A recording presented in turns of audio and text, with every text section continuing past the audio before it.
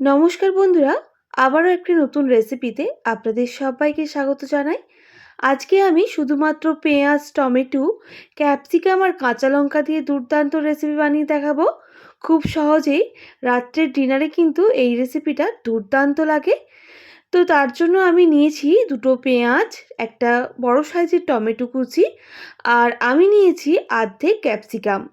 আপনারা চাইলে গোটা ক্যাপসিকামও নিতে পারেন, তবে আমি এই রান্নাতে বেশি ক্যাপসিকাম ব্যবহার করব না। আর দেখুন বন্ধুরা, সমস্ত সবজি কিন্তু ছোট ছোট করে কেটে নিচ্ছি। একটু লক্ষ্য করে দেখুন আমি কিভাবে সমস্ত সবজি কেটে নিচ্ছি, ঠিক এইভাবেই কেটে নিতে হবে। আমি টমেটোর বীজগুলো বাদ দিয়ে দিয়েছি আর ছোট ছোট করে কেটে নিচ্ছি।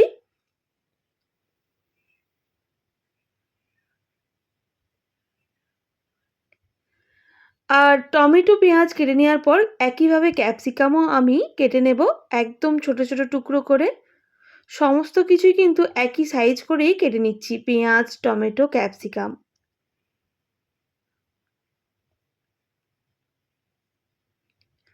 আর আমি এখানে বেশ অনেকগুলোই কাঁচা লঙ্কার ব্যবহার করেছি। আপনারা ঝালটা অবশ্যই কম বেশি করে নেবেন। আর কাঁচা লঙ্কাও দেখুন ছোট ছোট টুকরো করে কেটে নিয়েছি।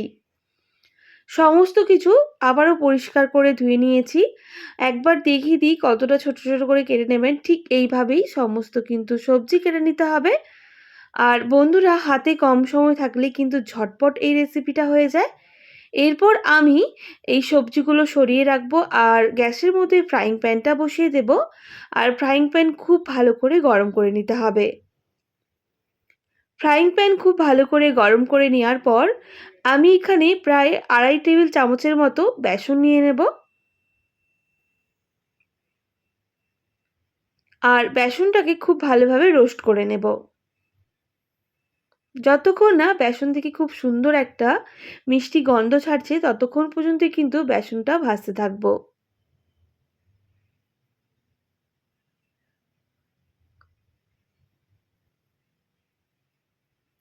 বেশ কিছুক্ষণ সময় নিয়ে বেসন ভেজে নিয়েছি। বেসনের কাঁচা গন্ধটা একেবারেই চলে গেছে আর খুব সুন্দর একটা মিষ্টি গন্ধ বের হয়েছে। এবার আমি এটা নামিয়ে ঠান্ডা করে নেব। তো বন্ধুরা দেখুন, আমি নামিয়ে খুব ভালো করে ঠান্ডা করে নিয়েছি। আর বেসন থেকে কিন্তু খুব সুন্দর একটা গন্ধ বের হয়েছে। এরপর দিয়ে দেব এর মধ্যে সামান্য পরিমাপ গোটা জোয়ান।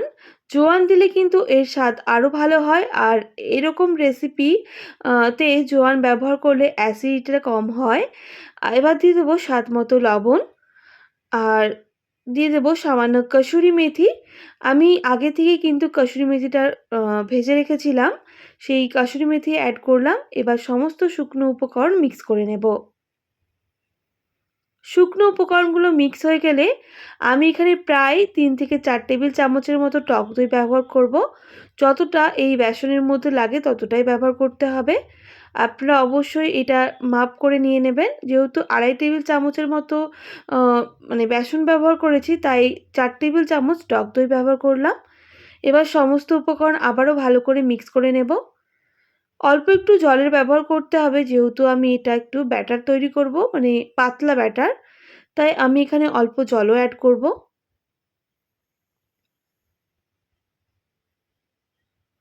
আবারও ভালো করে মিক্স করে নেব।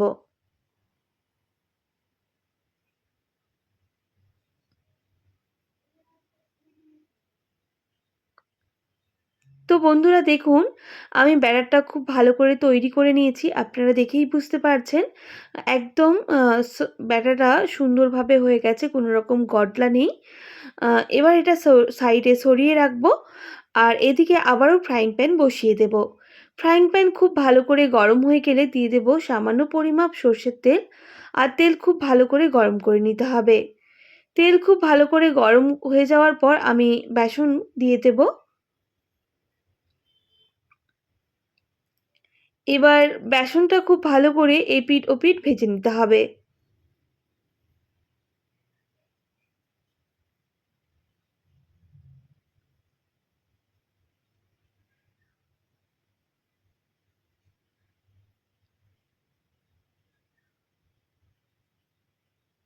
তো বন্ধুরা, যেইভাবে আপনারা ডিমের ভুজিয়া বা আ মানে ডিমের ভুজিয়া বা ডিম ভেজে থাকেন, সেইভাবেই কিন্তু বেসনটাকেও আমি ভেজে নিচ্ছি। গ্যাসের ফ্লেমটা লো টু মিডিয়ামে রেখেই খুব ভালো করে ভেজে নিতে হবে, যাতে বেসনগুলো খুব ভালো করে ভাজা হয়। একটু লক্ষ্য করে দেখুন বন্ধুরা, আমি বেসনটা কিভাবে ভেজে নিচ্ছি, ঠিক এইভাবে ভেজে নিতে হবে।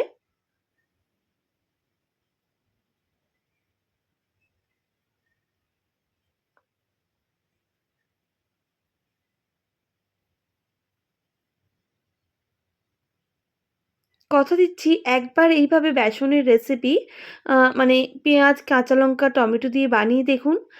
একটার জায়গায় ৪-৫ টা রুটি খাবেন। আর দেখুন ডিমের ভুজিয়া যেইভাবে হয় সেইভাবেই কিন্তু বেসনটা আমি ভেজে নিয়েছি। আর গায়ে চিটিয়ে যাচ্ছে না, দেখেই বুঝতে পারছেন। অনেকটাই ঝরঝরে হয়ে গেছে। এবার কিন্তু আমি এইটা নামিয়ে নেব। আবারও ওই ফ্রাইং প্যানের মধ্যে সামান্য পরিমাপ সর্ষের তেল দেব। আর তেল খুব ভালো করে গরম করে নিতে হবে। তেল গরম হয়ে গেলে ওই তেলের মধ্যে দিয়ে দেব সামান্য পরিমাপ গোটা জিরা।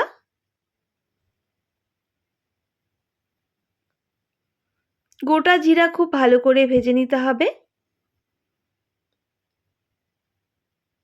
গোটা জিরা ভাজা হয়ে গেলে দিয়ে দেব পেঁয়াজ কুচি।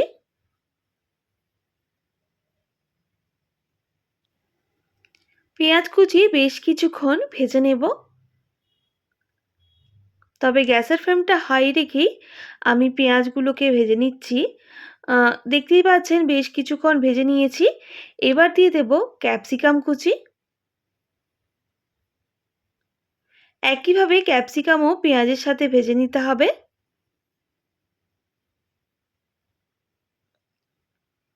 ক্যাপসিকাম আর পেঁয়াজ বেশ কিছুক্ষণ ভেজে নিয়েছি। এবার দিয়ে দেব টমেটো কুচি আর কাঁচা লঙ্কা কুচি। আবারও সমস্ত কিছু খুব ভালো করে গ্যাসের ফ্লেমটা লো টু মিডিয়ামে রেখে ভেজে নেব। যাতে সমস্ত কিছু সবজি কিন্তু ভালোভাবে সুসেদ্ধ হয় আর যাতে না পুড়ে যায়, সেইভাবে করেই আমি কিন্তু সমস্ত সবজি ভেজে নেব। আর সবজির মধ্যে সামান্য পরিমাপ লবণ অ্যাড করছি। আর কালারের জন্য সামান্য কাশ্মীরি লঙ্কার গুঁড়োও অ্যাড করে দিয়েছি। আর দিয়ে দেবো সামান্য জিরে গুঁড়ো। আবারও সমস্ত উপকরণ মিক্স করে নিয়ে গ্যাসের ফ্লেমটা লো টু মিডিয়ামে রেখেই কিন্তু ভেজে নেব।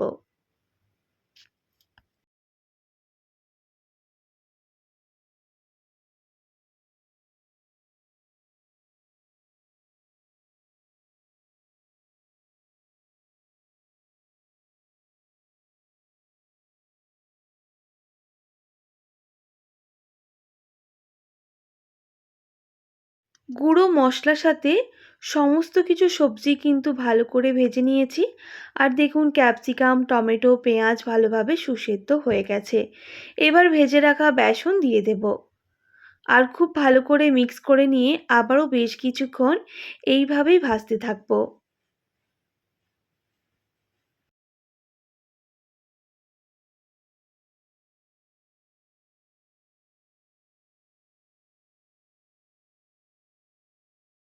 বেশ কিছুক্ষণ আগে গ্যাসের ফ্লেমটা হাই করে বেসনগুলো খুব ভালো করে ভেজে নিয়েছি। এরপর গ্যাসের ফ্লেমটা লো টু মিডিয়ামে করে বেশ কিছুটা পনির নিয়ে গ্রেট করে নিয়েছি, সেই পনিরটাই ওই বেসনের মধ্যে অ্যাড করে দিচ্ছি। আপনাদের কাছে যদি পনিরটা না থেকে থাকে সেক্ষেত্রে নাও অ্যাড করতে পারেন। সেক্ষেত্রে কিন্তু আরও সুন্দর লাগবে বা পনির অ্যাড করলেও খুব একটা খারাপ লাগবে না। আপনারা পনির দিয়ে না দিয়েও করে নিতে পারেন। আবারও ভালো করে ভেজে নিয়েছি। এবার দিয়ে দেবো সামান্য পরিমাপ ধনেপাতা কুচি। আবারও ভালো করে মিক্স করে নেব আর বেশ কিছুক্ষণ এইভাবে ভেজে নেব।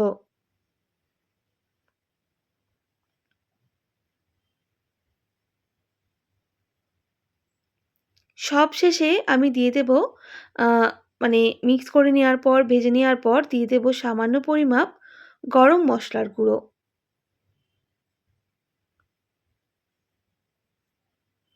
আর সমস্ত কিছু আবারও ভালো করে মিক্স করে নেব।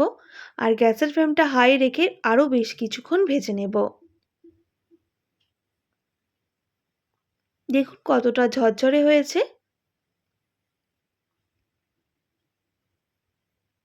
এইভাবে একবার আ সমস্ত পেঁয়াজ, টমেটো, কাঁচা লঙ্কা আর বেসন দিয়ে বানিয়ে দেখুন, কথা দিচ্ছি দুর্দান্ত লাগে খেতে, আর বারবার এইভাবে বানাবেন। এবার গরম, গরম আমি পরিবেশন করব। আপনাদের কেমন লাগলো আজকের এই রেসিপি আপনারা অবশ্যই কমেন্ট করে জানাবেন। আর হাতে কম সময় থাকলেও কিন্তু ঝটপট এই রেসিপিটা তৈরি হয়ে যায়। আপনারা চাইলে অবশ্যই ডিনারে এইভাবে বানিয়ে দেখতে পারেন। আশা করছি আজকের বেসনের রেসিপি আপনাদের ভালো লেগেছে। ভালো লেগে থাকলে অবশ্যই একটি like, comment, share and subscribe করে দেবেন। পাশে থাকা বেল আইকনটিও প্রেস করে দেবেন। তাহলে নিত্য নতুন রান্নার ভিডিওগুলি আপনাদের কাছে পৌঁছবে। আজকের মতো এতটাই। আবার নতুন কোনো রেসিপি নিয়ে আপনাদের সঙ্গে দেখা হচ্ছে। আপনারা ভালো থাকবেন, সুস্থ থাকবেন। আর এতক্ষণ আমার সঙ্গে থাকার জন্য আপনাদের সবাইকে অনেক ধন্যবাদ।